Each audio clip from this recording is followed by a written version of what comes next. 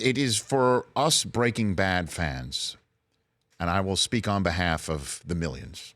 I don't care. I'll do it. Am I allowed to? Am I allowed to? You're do that? allowed. Okay, am I allowed to do that? I'm telling you that you are allowed. It is a blessing. It is like eating cotton candy, watching you back again as a real SOB, nasty, nasty individual. What is it like for you to have this opportunity here? You know, it's a blessing. It's a blessing to be able to not only be excited about a show, but then to look at it in a different way.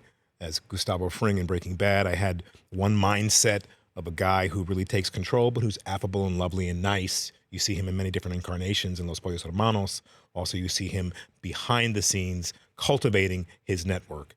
In Better Call Saul, you see a younger version of him, someone less careful, a little more edgy, someone who is bound to possibly make a mistake, but someone who's building up their empire.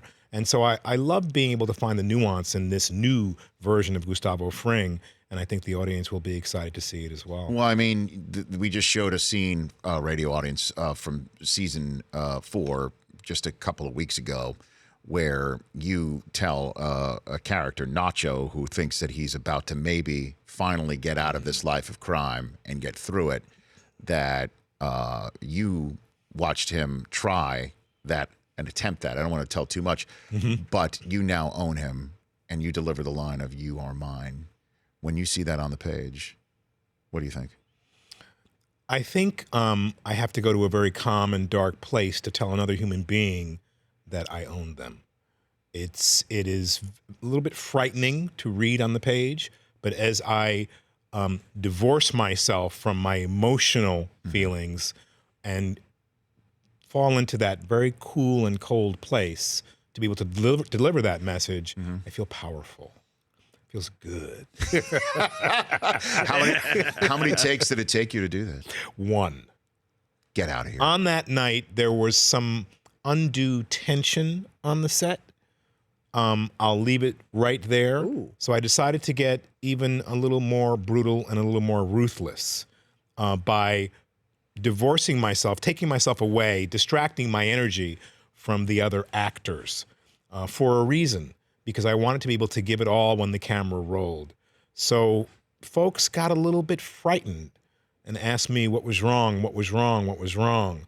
And I said, we're not going to talk about it now. I'll show it all when the camera rolls.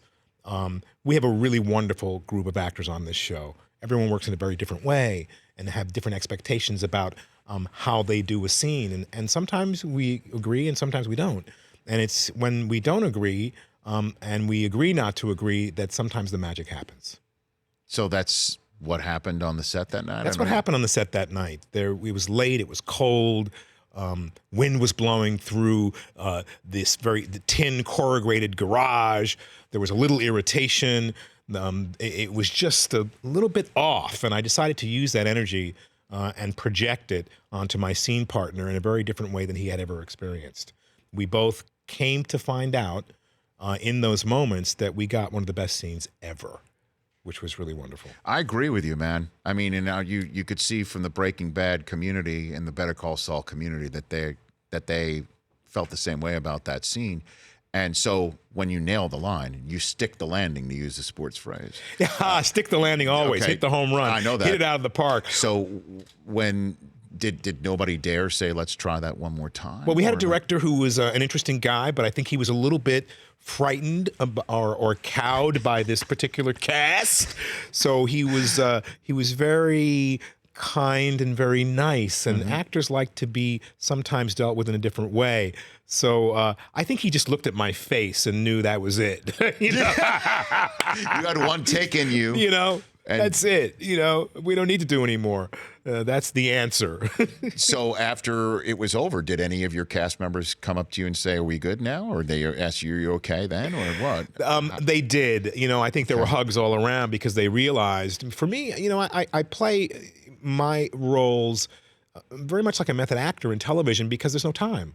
There's no time. And for me to be chit-chatting in the corner and then come and do a scene, I don't feel like I really have the oomph and don't bring the past history of what's happening through my being and through my eyes and through my voice. So I stay quiet so I can nail it. The Rich Eisen Show, weekdays at noon Eastern on Audience.